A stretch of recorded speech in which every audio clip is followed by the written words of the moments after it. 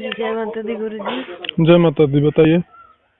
मैं ऐसे कह रही थी गुरुजी, अभी ना मेरे को ऐसे होने लग गया कि मतलब कि गर्दन तो 5-7 बार ही जाती है पीछे। जी जी उसके बाद ना मतलब कि शरीर मेरा ऊपर तक मोढे तक सुन्न हो जाता है। जी हाथ कहाँ पड़े हैं पता नहीं लगता। अगर ज्यादा ही कोशिश करूं फिर हाथ का समझ में आता भी मैं हाथ हिलाऊंगी या नहीं हिलाऊंगी ऐसे। जी। तो ये अब और ऊपर से मेरे को आधा घंटा ही बैठ पाती हूँ, उसके बाद मेरे को ऐसे होता है बस सो जा, नींद आ रही है, थक जाती हूँ मैं, कहने का मतलब। जो गर्दन आपने बताया पीछे जा रही है, हाँ जी। तो ऐसा नहीं लगता है कि कोई चीज अब उससे ऊपर निकल गई है, निकलने का प्रयास कर रही है या थोड़ा बहुत निकल रही है?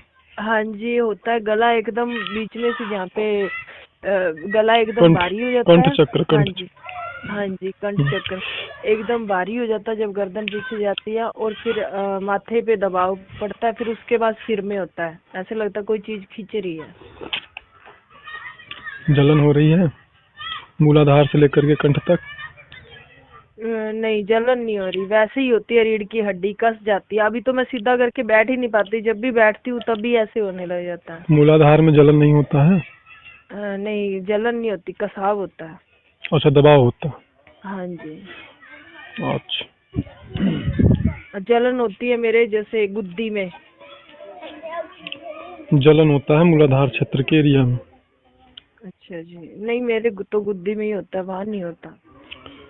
नहीं नहीं, उसको यौगिक भाषा में बोलिए। आप जो बोल रही हैं वो शब्द हमें समझ में नहीं आ रहा। नहीं, जैसे जो बाल नहीं होते जहाँ पीछे गर्दन के ऊपर हाँ, गुद्दी। तो उसे लघु मस्तिष्क बोलते हैं। जहाँ अच्छा। आप लोग चोटी बांधते हैं, बच्चे जहाँ चोटी बांधती हैं बच्चियाँ, हाँ वहीं जी। वहीं पे ना हाँ जी, उसको लघु मस्तिष्क बोलते हैं। वहाँ पे क्या होता है? वहाँ पे जलन होती है। इसके पहले आपको भयंकर जलन हो रहा था? मेरे को ना ये सब कुछ 2 महीने से हो रहा है गुरुजी, मैंने ना नहीं नहीं, इग्नोर कर वो रही तो थी, मैं मुझे समझ सब। रहा हूँ। हाँ जी। तो जब से ऋण को सीधा करके आप मेरे मार्गदर्शन में साधना कर रहे हो, तब से ये चीजें हाँ ज्यादा हो रही हैं, यही ना? हाँ जी। तो कुल मिला के आप अगर एक बार में आधा घंटा बैठ रही हैं, हाँ जी। समय सीमा को बढ़ाइए। ठीक है जी। और कितनी बार बैठती हैं ध्यान पे? ध्यान में मैं जब भी, अभी मैं खाना खा के बैठी हूँ तो मेरी रीढ़ की हड्डी में वैसे ही कसाव हुआ, फिर मैं फिर बैठ गई। नहीं जब भी नहीं, होता है खाना तभी। खाना पहली चीज तो आपकी बॉडी है फिट फॉट है ना, आप स्वस्थ है ना? हाँ जी। तो भोजन जो है थोड़ा कम करिए। ठीक है। और दूध की व्यवस्था यदि हो जाए हाँ जी। तो दूध लीजिए। मतलब शरीर में कमजोरी नहीं आना चाहिए। कमजोरी मुझे लग रही है, 3-4 दिनों से भी वीकनेस आ गई मुझे। हाँ, तो वो दूध की व्यवस्था कर लीजिए। जैसी भाई, अब देखिए आपकी आर्थिक स्थिति क्या है मैं नहीं जानता हूँ, हाँ जी, तभी तो। लेकिन थोड़ा सा आर्थिक स्थिति अगर ठीक हो या जो भी है, तो दूध की व्यवस्था आप कर लेती हैं तो ठीक रहता है।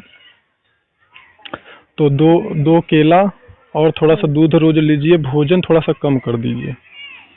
ठीक। प्रा, वैसे भी गुरुजी मुझे भूख नहीं लगती, मैं हाँ, जबरदस्ती खाती हूँ। प्राणायाम नहीं तो भूख नहीं लगती है तो मत खाइए, मत लीजिए आप। और प्राणायाम थोड़ा कठोरता से करिए।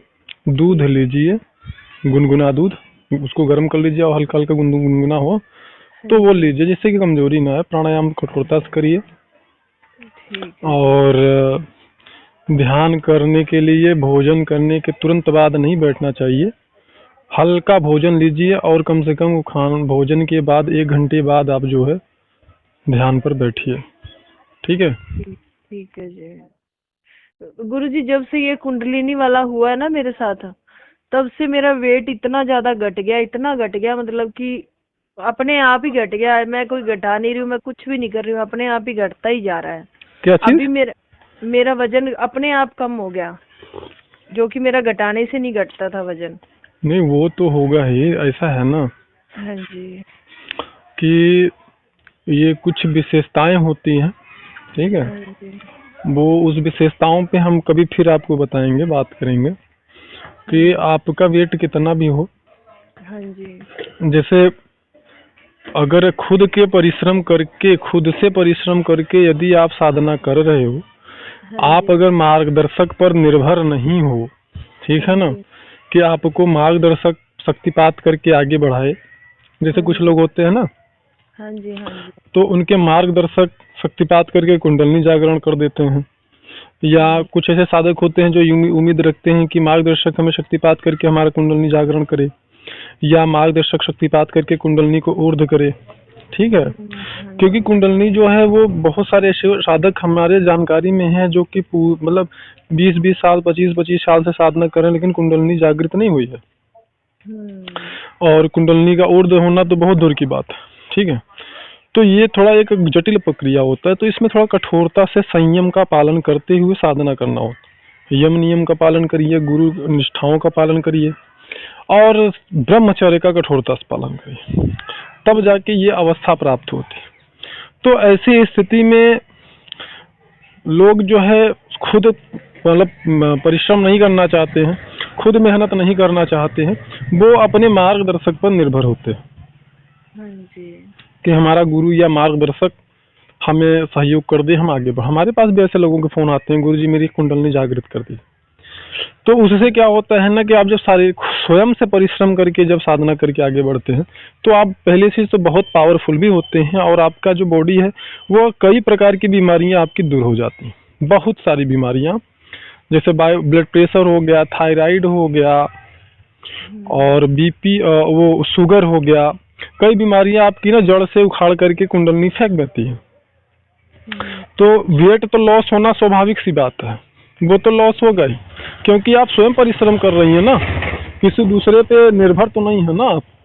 हाँ जी। तो इसलिए मेरी आंखें भी सूज जाती है गुरुजी, जी, आंखों में कोई चीज बढ़ जैसे गले से जाती है कोई चीज, और नाक में अंदर से खिंचाव होता है, आंखें भारी हो जाती हैं, सिर ऐसा, भारी हो जाता है। जी जी, ऐसा है हाँ ना जी। हाँ जी। कि हमारे जब हम जिस साधक की कुंडलनी शक्ति उग्र होती है, हाँ जी। तो उसमें बहुत ज्यादा प्रेशर होता है, बहुत ज्यादा दबाव होता है। तो जब यह प्रेशर और दबाव न हमारे कंठ चक्र पे पड़ता है, तो धीरे धीरे वह खुलने का प्रयास करता है। कंठ चक्र इतना जल्दी नहीं खुलता। हाँ जी।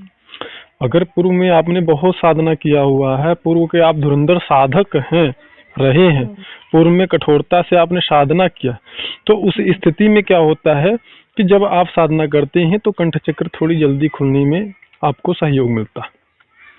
तो इस प्रेशर की वजह से जब यह प्रेशर आपके ब्रह्मरंध्र पे पड़ता है, ब्रह्मरंध्र समझ रही है ना? हाँ जी। हाँ जी। तो वहां पर जब प्रेशर पड़ता है ना, तो ऐसा लगता है ऊपर कुछ उठ रहा है, हमारे तालू पे कुछ ऊपर उठ रहा है, बाहर निकलने का कुछ प्रयास कर रहा है। कभी कभी वहां आवाज भी कट कट की आवाज भी आती है। तो वहां जब दबाव पड़ता है तो हमारी आंखें अंदर धंसने खिंचने सी लगती है, वहां की मांसपेशियों में खिंचाव होने लगता है। जो हमारे सूक्ष्म कोशिकाओं में तमोगुण भरा होता है, वह तमोगुण धीरे धीरे स्वच्छ होने लगता है, वो गंदगी साफ होने लगती है। तो हमें दर्द की भी अनुभूति होती है, खिंचाव भी होता है, दबाव भी महसूस होता है, झंझनाहट भी महसूस होता है। हमारी गुरुजी अब आंखों याद। और हमारी आंखों के पलकों को ना, ऐसा कभी कभी तो ऐसा भी लगता है, अगर कुंडलनी अत्यंत उग्र है तो ऐसा लगता है कि आंखों की पलकों को ब्लेड से कोई काट रहा है। इस प्रकार की भी अनुभूति होती है। गुरुजी मैं क्या बता रही थी, पता नहीं, भूल गई। वही मैं बता रहा था कि झंझनाहट होता है। हाँ जी, मैं ये बता रही थी कि जब ऐसे होता है ना, जैसे अभी मैं बैठी हूँ तो रीढ़ की हड्डी में कसाव हो गया, जैसे मूलाधार में ऊपरले चक्कर में, मूलाधार से ऊपरले चक्कर में होता है जैसे कसाव सा।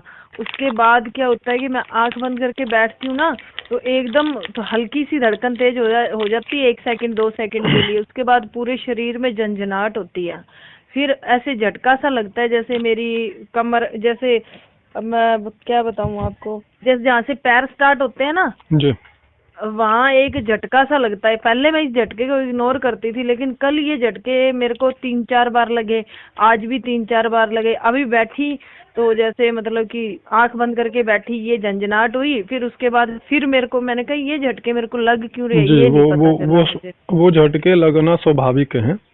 वो झटकों के लगने का तात्पर्य यह होता है कि हमारे अंदर अशुद्धता ज्यादा मात्रा में भरा हुआ है। ठीक है ना? वो झटके जो लगते हैं, वो झटके हमारे पैर जहाँ से शुरू होते हैं वो